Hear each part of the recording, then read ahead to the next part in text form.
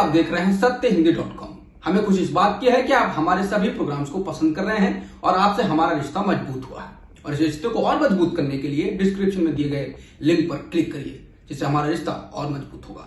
आइए अब एक नजर डाल लेते हैं अब तक की सुर्खियों पर। आज से लॉकडाउन का चौथा चरण लागू हो रहा है, जो 31 मई तक बढ़ाया गया है। इसमें 2 राज्यों के बीच यात्री परिवहन आपसी सहमति के बाद ही चलाने की इजाजत दी गई है, लेकिन सभी घरेलू और अंतर्राष्ट्रीय उड़ान सेवाओं पर प्रतिबंध रहेगा। साथ ही मेट्रो रेल सेवा बंद रहेगी और रात 7 बजे से सुबह 7 बजे तक नाइट कर्फ्यू जारी रहेगा। लॉकडाउन के चौथे चरण के दिशा निर्देशों में दुकानों और बाजारों को खोलने की छूट दी गई है, पर उसके लिए कुछ कड़ी शर्तों का पालन करना होगा। कंटेनमेंट एरिया यानी रेड और ऑरेंज जोन में किसी तरह की छूट नहीं होगी, यानी दुकानें बंद रहेंगी, बाजार नहीं खुलेंगे, पर इन इलाकों में आवश्यक वस्तुओं की आपूर्ति पर सेवाओं की छूट होगी। खेलकूद के परिसर स्टेडियम खुल सकेंगे, पर दर्शकों को जाने की अनुमति नहीं होगी। इसके अलावा अब से रेड, ऑरेंज, कंटेनमेंट और बफर जोन कौन सा क्षेत्र होगा, इसका फैसला जिला प्रशासन करेगा, यानी एक प्रकार से ये राज्य की जिम्मेदारी होगी। देश में 24 घंटों में रिकॉर्ड 5,242 नए पॉजिटिव मामले सामने आए हैं, जिसके बाद पॉजिटिव मामलों की संख्या बढ़कर 96,169 हो गई है, जबकि मरने वालों का आंकड़ा 3,029 हो गया है। इसके अलावा 36,000 लोग ठीक भी हो चुके हैं। महाराष्ट्र में 24 घंटों में सबसे ज्यादा कोरोना संक्रमण के 2,347 मामले दर्ज किए गए, जबकि 63 लोगों की मौत हुई है। इसके बाद राज्य में संक्रमण के मामले अब तक 33,000 को पार कर गए हैं।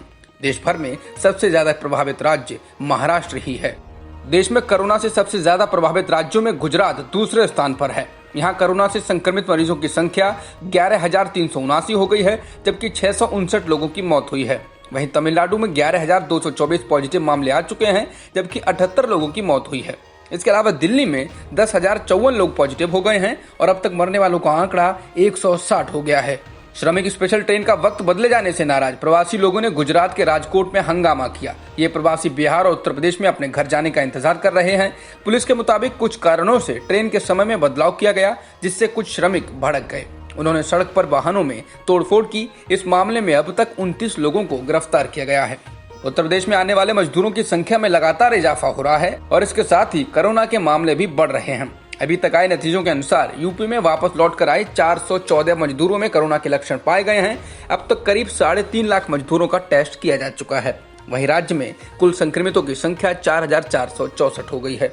दुनिया में कोरोना वायरस से संक्रमित लोगों की संख्या बढ़कर 47,13,769 हो गई है, जबकि मरने वालों का आंकड़ा 3,15,187 हो गया है। समाचार एजेंसी AFP के अनुसार कोरोना वायरस के कारण अमेरिका में रविवार को 24 घंटों में कुल 820 मौतें हुई।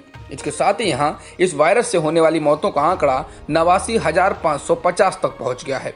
जॉन्स हॉपकिंस यूनिवर्सिटी के अनुसार अमेरिका में कुल संक्रमितों की संख्या 14,86,000 से अधिक है। ब्राजील ने अब स्पेन और इटली को भी पीछे छोड़ दिया है। अब संक्रमण के सबसे अधिक मामलों वाले देशों की लिस्ट में वो चौथे नंबर पर है। ब्राजील में संक्रमितों की संख्या 2,41,080 हो गई है, जबकि मरने वालों का आंकड़ा 16,118 हो गया है।